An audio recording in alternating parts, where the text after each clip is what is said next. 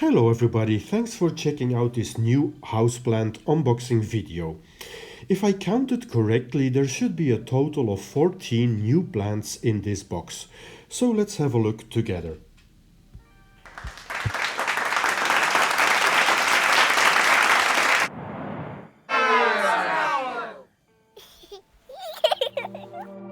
Let's start with this beauty. This is the Senecio kleinia, a small shrub that's endemic to the Spanish Canary Islands. It likes full sun and it prefers to be watered from the bottom. And this specimen here seems to be in perfect shape. Next up is this Leuchtenbergia principis, which is actually a cactus with papery spines. It's also sometimes called the agave cactus, and you can see the resemblance. It's supposed to be slow growing, which suits me just fine, and I like it since it looks a little bit weird. Here we got the tiniest baby.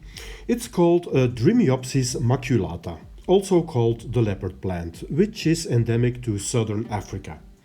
Since this is a baby, it has plain green leaves now, but as it matures, the leaves should become green with purple spots. This Huernia pillansii is native to South Africa, and it looks nothing like the other species of Huernia plants. This one here is a cluster with so many branches that I just might use this plant to experiment with propagation in spring, which is actually right now. I really like Kalanchoe plants, and this here is the daigremontania pink butterflies species. Now, why this name? As you might know, this plant will produce small pink baby plants on the edges of its leaves that look like small butterflies. So there you go. Another weird looking succulent is this Tylecodon buchholzi caudex, a plant that normally grows on the shores of southern Africa, which means it's a winter grower in my country, Belgium. So actually this plant is about to go to sleep now.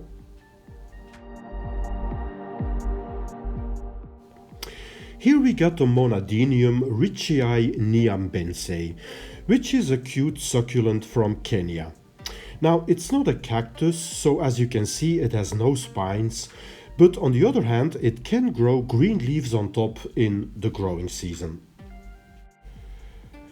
This latest addition to my Euphorbia collection is the Euphorbia horrida monstruosa. A true baby monster, but also an eye-catcher. And I just love the contrast between the pale green body of this plant and the brownish thorns that it carries all over its body. Another favorite of mine are the Adromischus succulents. This here is the marianiae herrei red coral version.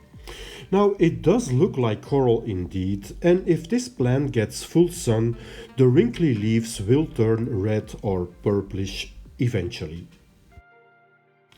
Here we got a short guest appearance of the Crassula perforata, also called string of buttons, which I got as a freebie with my order. And I will give this guy a sunny spot on my outside balcony this spring. Another Adromischus marianiae is this cultivar called Little Spheroid, which I think is a very cool plant name. It loves full sun, which should color its leaves brown or red, so this is definitely another candidate for my south-facing terrace. This Euphorbia fructosa looks like a proud mother with at least 10 babies. It's endemic to Saudi Arabia and Yemen. Now, I will only find out whether this plant is male or female once it flowers, since this species has male or female plants, so you need the two to get seeds eventually.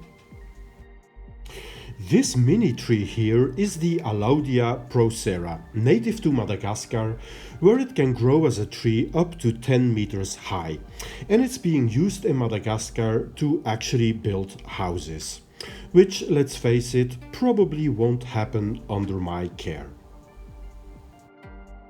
Now I saved the biggest plant for last. Here we got the Adenium obesum caudex. A plant that indeed could use some form of diet, but at the same time I would say big is beautiful, because this tree-shaped plant is just stunning in my opinion, and you might be able to see that it's actually starting to produce tiny little green leaves at the top of its branches. Okay, so that's it for my 14 new succulents. I hope you enjoyed this unboxing. If you did, please consider liking the video and or subscribing to my channel. I will definitely post updates on all these plants. For now, I wish you a very nice day and I hope to see you back soon on my channel. Bye bye.